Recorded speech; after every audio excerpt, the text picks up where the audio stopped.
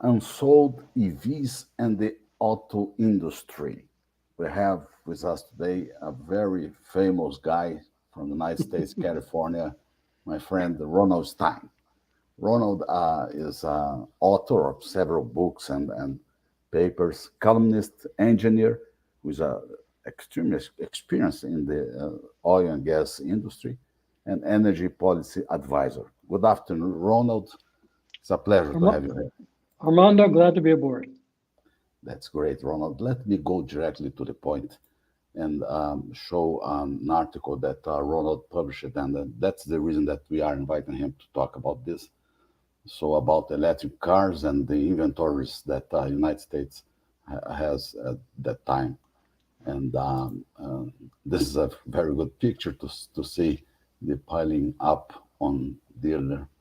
And Ronald, direct to the point, please. You mentioned in your article a list of concerns about EVs production and inventories. Please feel free to comment each one, and please allow me to interrupt you several times, okay? No problem, no problem. Well, yeah, driving range because, I'm here in California, and of all the EVs in the entire country, 40% of them are here in California. Well, we have the most temperate climate because we don't have any extreme heat or extreme cold. Because in extreme heat, the EV batteries don't hold as much range capability. In extreme cold, they don't have the same range capability. So we have the most range flexibility being in a temperate climate. And being a wealthy state, we have a lot of elite people here that, you know, are buying their EVs. And, the reliability, it's a question mark. Price is a major item because when you take a look at price, um, the EV profile owner, the owner of the EV, Who is is buying? Who is buying these cars? they're highly educated, usually one or more degrees, high income, and multi-car family, homeowners, low mileage requirements, and they're basically buying it as a toy. It's not the workhorse family vehicle, and so that becomes a real challenge. Then you got the availability of electricity, to basically charge them. And again, here in California, we have, like I say, 40% of the EVs, and we can't generate electricity. Import. California imports more electricity than any other state in the country. We From import like, which states? Which states? You remember? well, we import 30% of our electricity from adjoining states, Arizona, Utah, Nevada. And like I say, right now they have extra electricity.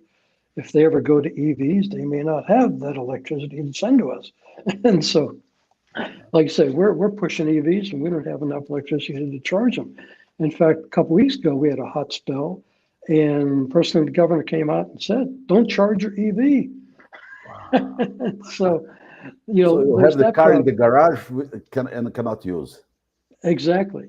And then you have the charging time. It takes, with these quick chargers, I guess you can get, 30, 40% in a half hour.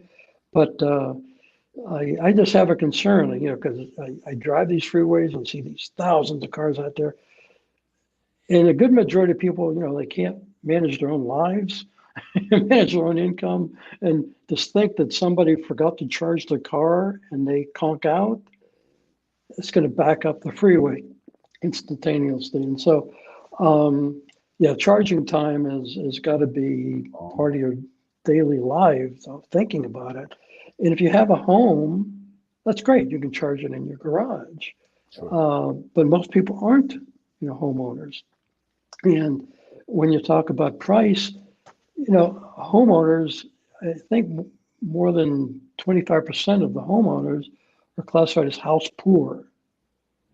And so, yeah, the elites are buying them, but most people that own a house are so house poor they can't afford to buy a new car, let alone a new EV, which is more Mhm. expensive. And then those that rent, I think it's more than 70%, they can't afford a house. So more likely they're not going to be able to afford an EV. And it's a crazy world. When you take a look at all the car sales in the world, I think last year in America there was like more than 15 million cars sold, but more than 70% were used vehicles.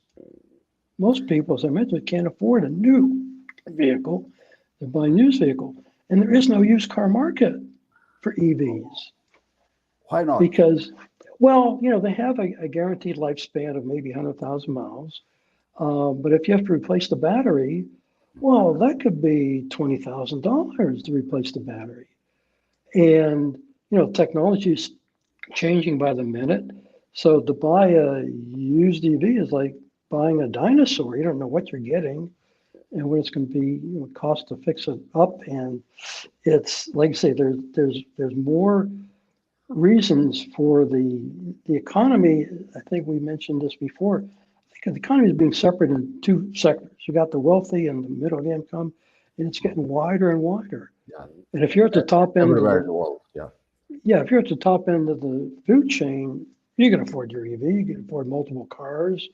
But if you're at the bottom of the chain, that's tough. I mean, there's a reason we keep seeing these strikes and people wanting the minimum wage to go up and up and up because, they can't afford their daily expenses. And, when people live in a house or an apartment, they got rent, utilities, and food and medical.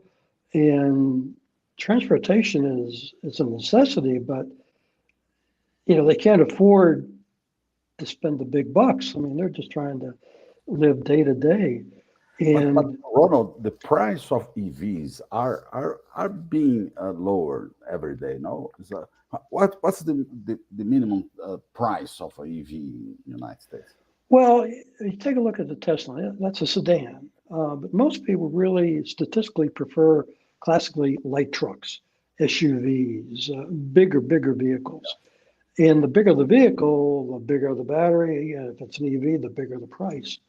And so it's, like I say, everything is kind of against what the public really wants.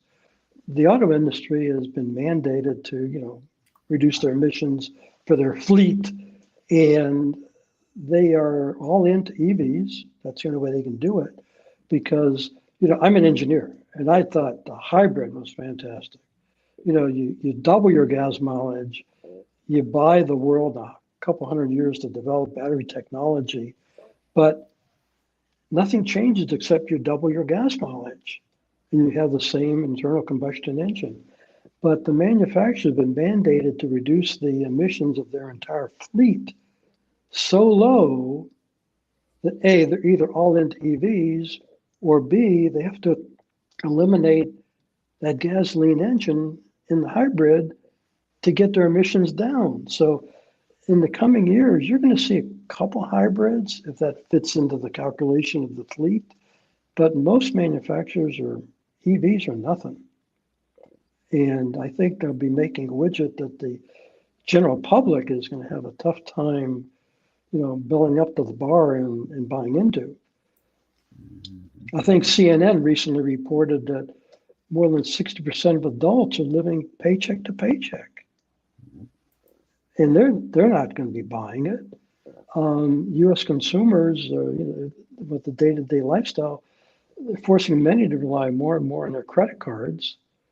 Pre-COVID, interest rates were pretty low. Now credit cards are just humongously expensive. I get my credit card and we put theater on it and all the good stuff. So it racks up a pretty big bill. And I see the minimum payment, $50. My God, I'll be 80 years to be paying. Ronald, there is another point that's for me is very curious. Supply of minerals and metals that to build batteries and other parts of the cars. These parts are being mined and manufactured in developing countries with limited environmental regulations and sometimes no labor regulations. So buying an EV means to be concerned about these points. Sound. We are not hearing you.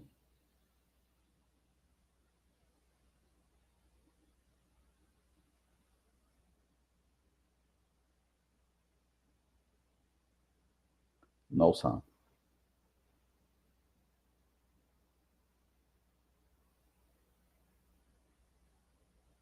No, not yet.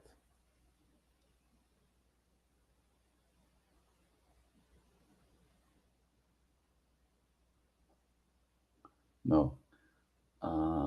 Your battery. Uh,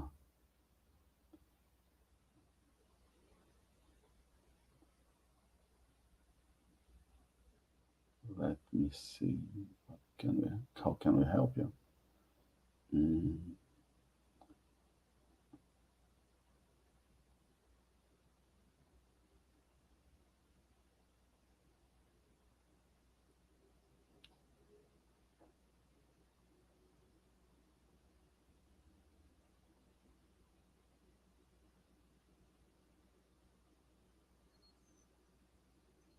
Maybe my problem. Uh, if someone is hearing and you guys look great anyway. Thank you, but we cannot solve yet the sound problem. Uh, can you hear me well?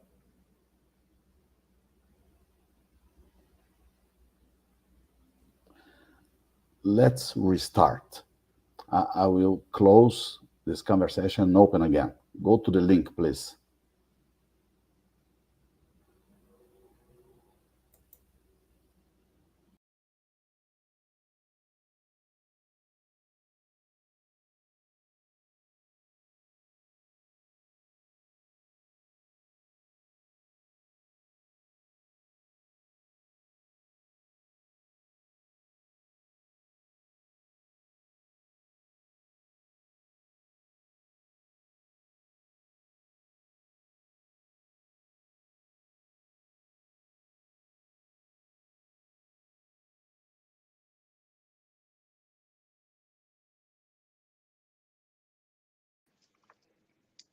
Are we okay? Yes, now it's okay. Now it's okay. So, Okay. yeah, returning to the point, supply of minerals and metals and the concerns of people that are buying electrical vehicles with this, let's see, limited environmental regulation and no regulation, light labor regulation in the countries. So how do you see this point? Armando, you're 100% correct. Because one of the books I wrote was Clean Energy Exploitations, and it was nominated for Pulitzer Prize. It brought transparency to the fact that all the exotic minerals and metals to make the batteries, to make wind turbines, to make solar panels, are coming from developing countries that have no labor controls and no environmental regulations. And we're exploiting people that have yellow, brown, and black skin to mine for this stuff. And on the cover of the book is a photo from Africa with a military guy with an Uzi overseeing a family mining for this minerals. And, kids 6 years old are mining for this stuff by hand. And the interesting thing is, and I think from previous discussions I mentioned to you, after writing the book, I won't buy an EV for ethical and moral reasons because I know where the lithium and cobalt are coming from. And I'm not willing to financially support the environmental degradation over there and humanity atrocities over there. On the contrary, the government is. They're willing to provide subsidies, tax incentives. They're providing financial incentives for those developing countries to continue exploiting their people, continue the environmental degradation over there. We can't see it, so it's okay. It's over there. And so, plus the other fact that when you talk about the exotic minerals and metals, Armando, there's not enough lithium and cobalt in the world to build that many batteries. And so, like I say, we're fine right now because there aren't that many EVs out there. But once these automobile manufacturers are 100% in, it's going to be a struggle. And if the price of lithium and cobalt goes up, then the price of the EV is going to go up, and the price of EV can't afford to go up. I mean, if we mined for lithium and cobalt here in the United States, it would be under humanity conditions. The labor laws are really strict. The environmental laws are strict. That's good news. The bad news is the price of lithium and cobalt go up, and that affects the price of the EV. And like I say, I think it's out of the price range now of the majority of the populace, Yeah. and it would just make it totally unbearable. Yeah, I that's think, right. yeah. So it's, yeah, like I say, the growing statistics about uncontrollable fires too. Yeah. You know, we hear more and more. You know, I think last year was a ship off that burned with 4,000 cars on it, and it was contributed by an EV battery fire. It's 4,000 cars. They were cheap. We said Bentleys, Maseratis, Lamborghinis, 4,000 cars, at the bottom of the ocean. And then a couple weeks ago, there was another, cargo ship that caught fire with 3,000 cars on it, because once these EV batteries ignite, it's a chemical fire. You can't put it out with water. All you can do is cool it down. And being out in the middle of the ocean, they can't get that much water, so it burns for days and days. And if they can cool it, they can save the ship. If not, sacrifice everything. So Yeah. then you Yeah. get to the point. Lloyd's of London's not going to be too excited about insuring this. I mean, you can't fly in an airplane with a lithium battery skateboard, and so yeah, there's a lot of negatives about the EVs, and like I say, I know a lot of friends that have EVs and love it for a little limited time that they use it, because yeah, like I say, it's an expensive alternative, Yeah, that's right. and the auto industry now has been mandated to go all in to make these widgets, and I used to have a lot of faith in the auto industry with their market research, but I don't think they had a chance to do market research on this. The government says zero emissions, EVs, and so, and now the EPA is supporting that. They're raising the required minimum mileage requirement to come out of internal combustion engines so high it's unreachable, which further justifies the automobile manufacturer to make EVs. So it's yeah, it's a crazy world, and I don't know where it's going to end. I think it's going to be a disaster for the auto industry. They're seeing it now that the the unsold vehicles are piling up, and as they go more and more to this, that's all they're going to make, and that's all they're going to sell. Yeah, I just see EVs building, and the auto industry is a major piece of the international economy. And if the auto industry, it takes them, 10 years or more to ramp up to a new model. And it's taken a long time to ramp into the EVs. And if they had to ramp backwards to hybrids, it's going to set them back. And, GM and Ford, they can afford to lose money. They're losing money, I think, right now on each EV sale.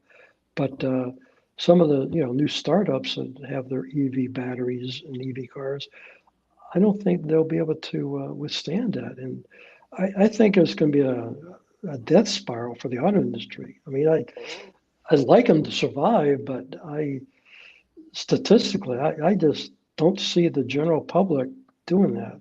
Every time I see a new strike, wanting to raise minimum wage, these people can barely put food on the table and pay their, medical bills. And now you want them to splurge and purchase a new car. They're not going to do that. Purchase an EV. They're not going to do that, because I was leasing a convertible once, and it's hard to get into. It's hard to get out of, and I've always been a sedan man. I've had Mercedes E350s for years, and so I said, okay, I qualify as a EV owner, highly educated, high income, multi-car family, low mileage requirements, because I don't travel too much by car. And so I went online to price out an E350 in an E version. And Armando, it's sticking out $110,000. Whoa.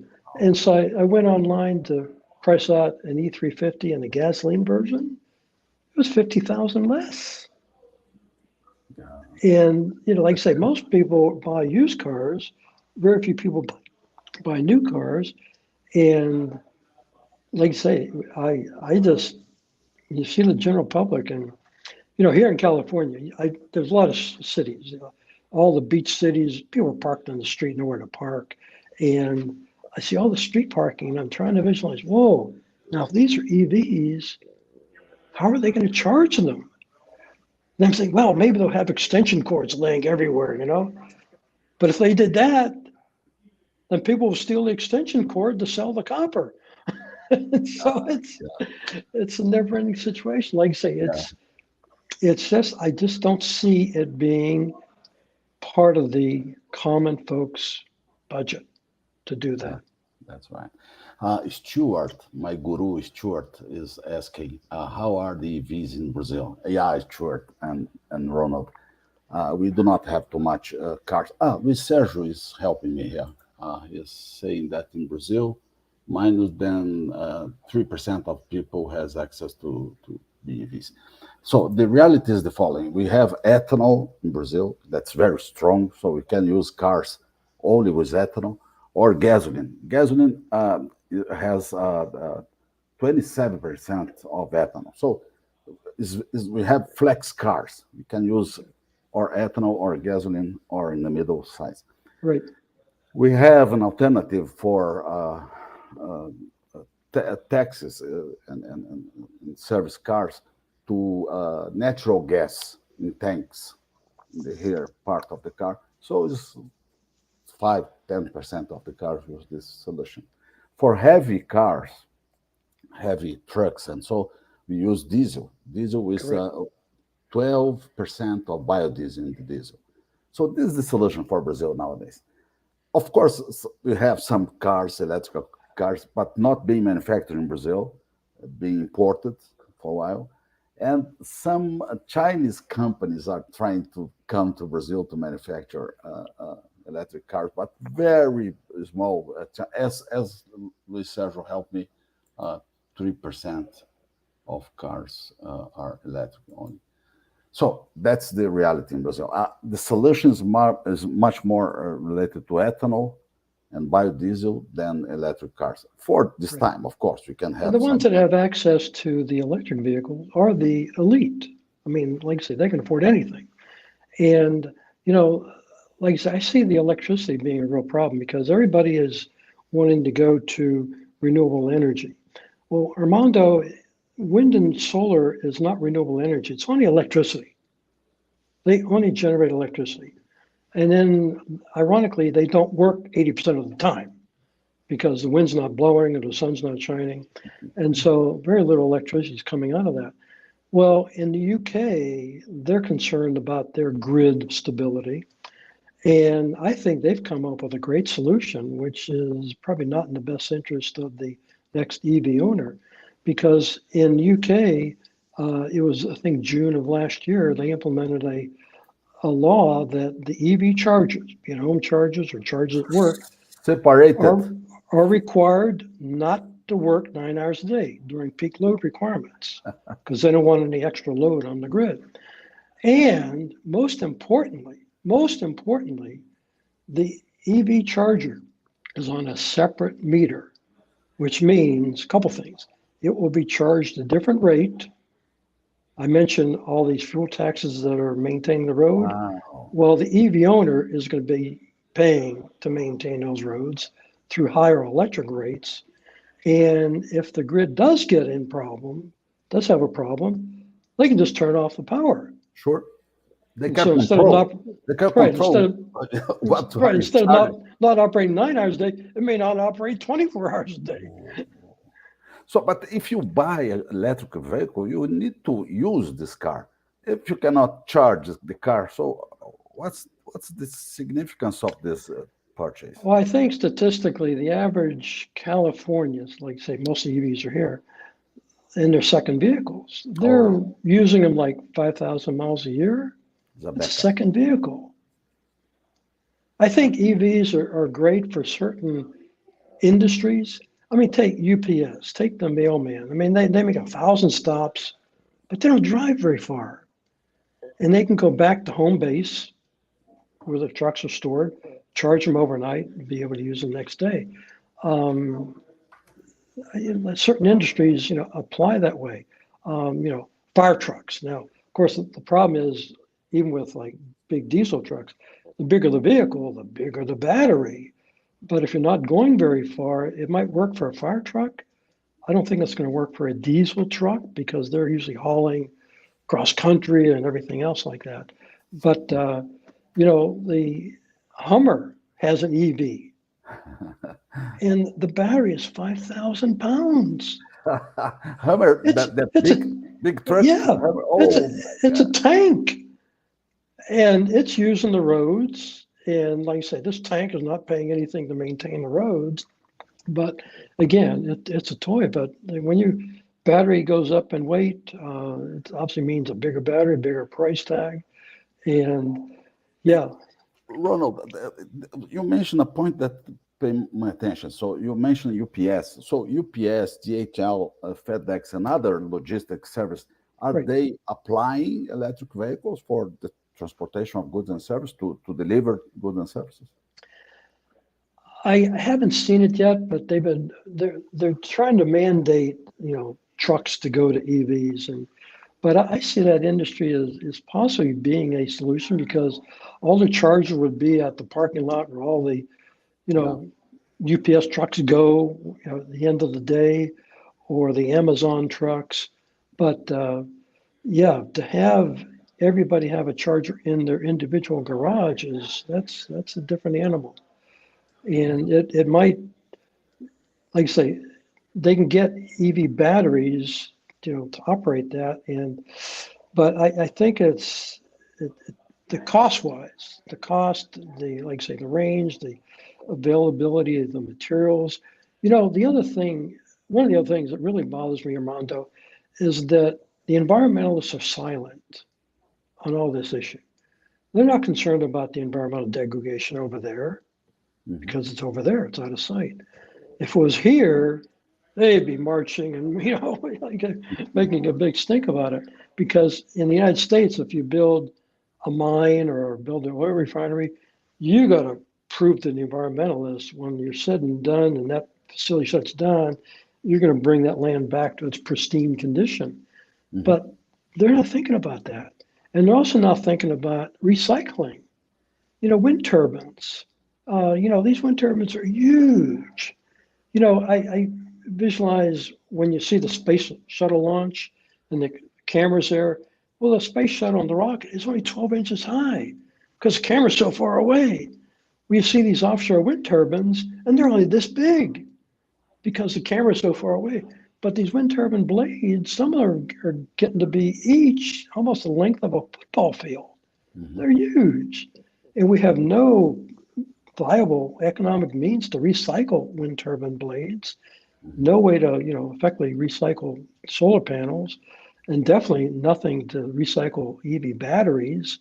Exactly. Most people, when they have a flashlight and the flashlight battery dies, they change the battery. What do they do with the battery? They throw it in the trash can. Or Armando, you're going to need 6 of your buddies to pick up that, 1,000-pound EV battery to get rid of it. It's a very big problem. It really is. Luis Sergio is a friend from Brazil. Is trying to help me here. Hybrids. We have also hybrids in Brazil. We need to focus on improve the energy efficiency, explore competence limits of thermodynamics auto cycle to achieve 50% of charge. Yeah, it's on our CO2 generation biofuels. Yeah, Lucero, so thank you so much. We have a few cars, hybrid cars, but imported, of course. We do not manufacture here in Brazil at this time. So we are trying to see what the world is going for the solutions, and not to California, of course, because it's so different from the rest of the world. And Europe, Ronald, how about Europe in terms of EVs? Are being important, this sales there? Well, since so much of the sales is in the United States consumption somewhat drives the need for the manufacturer because they got to manufacture what we're buying here in the United States.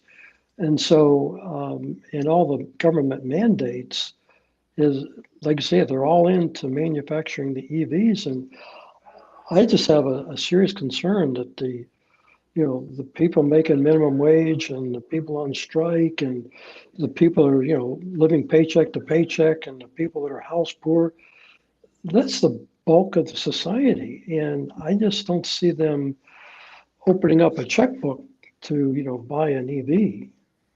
They're not going to buy a new ICE car, internal combustion engine, because they can't afford it. And obviously they can't afford a, internal combustion engine. So it's, yeah, Europe has the cars that, like I say, I think America drives the automobile industry with our consumption here. And, here in the UK and Australia, you take the wealthier countries where, good part of the vehicles are, they pretty much drive the economy. And all the legislators, they're all in, man. It's all or nothing, and I don't think there's a silver bullet answer, and we're not yet ready for that. And if the auto industry, takes it in the shorts and has a terrible year and years ahead, because this is 2023, and 2035 is the big year that it's only going to be available to buy internal combustion. I mean, EVs. Good point. Good It's point. going to be tough. Yeah, tough. And SRB is a friend of ours that is always with our podcasts. How do you see these proposed bans on ICEs? Will they really be implemented? So the bans? Well, again, I'll go back to California because our governor has basically said by 2035, you cannot buy an internal combustion engine in California. My God. You can only buy an But EV. do you believe that they can do that? Well, we're talking about a governor. I don't want to get involved in that discussion. Political issues, yes. But I think we're going to be the exotic car capital of the world. Havana has got a lot of vehicles, from the 1940s, 1950s, with the embargo on them. But I think we'll be the vintage car capital of the world because, people are going to, they're going to buy an internal combustion engine from somewhere else. You can register a car here, you just can't buy a new one. And so, yeah, I just see people just driving what they have and until it craps out or until they retire and don't need a vehicle. It's going to be, I think, a resistance. I don't know what the option is when you cannot buy a new internal combustion engine in California in 2035. What are you going to buy? I know that you do not want conflicts with governments and so, but let me ask you something that's very curious for me. Why Tesla is so friendly to Chinese? Well, like I say, I use the term leakage. We're so intent on reducing our emissions here, it's okay to have it manufactured over there. Because, I say, if you want to build something that is a potential emission emitter, you want to build it in California. We're the most environmentally controlled location in the world. But if you say, well, we're not going to build a manufacturing facility here, we want them to build it over there, where they have no environmental control, so the emissions are much greater. Labor. And the labor is cheaper. And so, yeah, the emissions are much greater.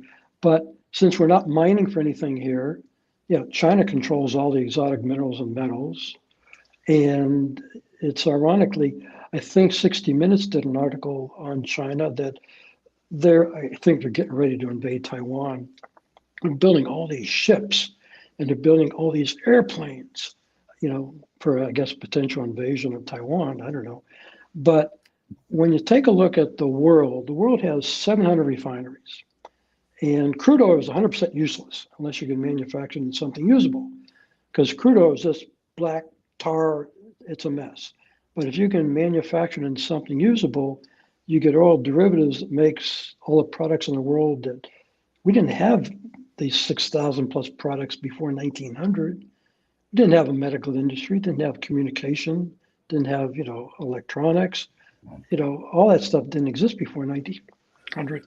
And and then all the fuels for, we got 50,000 jets in the world, got 50,000 merchant ships in the world. We have a space program. None of that is run on Of course. batteries. And so, and it's just amazing that, people don't have a discussion. You have to have a discussion because I'm amazed again, the silence of the environmentalists, not talking about anything about any environmental impacts of this green movement. And I'm also concerned about the US generals, the report to their boss, President Joe Biden. The United States has the largest military in the world. Mhm. And none of the generals have asked the question to Joe Biden, how are we going to run our military without fuel? No, no way. And like I say, it's got to be a discussion because I don't mind, these people, they're all drinking the same Kool-Aid because they speak in the microphone, we're going to get rid of fossil fuels, and go to wind and solar, but they do different things. Wind and solar only generates electricity. Oil is never used for electricity. Coal is, and natural gas is, but oil Oil, no. only makes the derivatives, which makes all the products, all the electronics in your office, in the hospitals. Name something was not made with fossil fuels. This point very So strong. it's a product shortage, and wind turbines make nothing, solar panels make nothing. And Armando, the greatest thing is if you get rid of oil, you get rid of wind turbines, you get rid of solar panels, you get rid of EVs because all their parts are made with fossil fuels, Fossil fuels. Yeah. and it's a Can catch agree. 22. Yeah. Gustavo Garcia, good evening. Do you believe that electric cars will dominate the world? Absolutely not, because like I say, you need EVs, you need oil to make the EVs, and you need electricity. Well, let me finish this thing I was talking about China. They're Sure. building all these cars and all these trucks. Well, the 700 refineries in the world, because of all the pressure from all the governments around the world, they're expecting about 20% of those refineries to shut down in the next 5 years. That's 140 manufacturers not making the fuels for the vehicle, which are becoming shorter supply, not making the chemicals and derivatives that make all the products in our daily lives. But on the other hand, Asia is building 80 new refineries. My God. And they don't have any environmental controls over there. So emissions will be greater than if they build it in California type thing. But yeah, and China has no oil, but they're pretty tight with OPEC and Russia. Oh, So yes. they have a guaranteed oil supply. Yeah, that's right. That's right. And And now BRICS increasing power, so they are part of the community that can guarantee this oil to China refineries. Interesting. Very good point. exactly. So China controls all the exotic minerals and metals. They'll also be controlling the fuel too. The refining process. Wow, my Yes. God. But to So answer that question about will electric cars dominate the world, in my opinion, absolutely not. The common folks can't afford them. you imagine a percentage of electric cars in terms of the total, 10, 20%. Nowadays it's almost 10%, I suppose. I think so, depending on the city. But and your numbers, you don't lie type thing. If you sell 10 EVs one year and you sell 20 the next year, we've had 100% growth. But we're talking, millions and millions of vehicles. And like I say, once, they're excited about the percentage growth, but that's because the elites, you know, they can buy a bunch of cars and, and and they never have use two them. cars, two or more Yeah, cars. right. Let you mentioned something about number of cars. I have something. Oh yeah, uh, I cannot see very well because I have a According But to JD Power's EVs accounted for 8.5% of all exactly, U.S. automobile sales, yeah. up from 5%. Mhm. Do I think it will be 50%?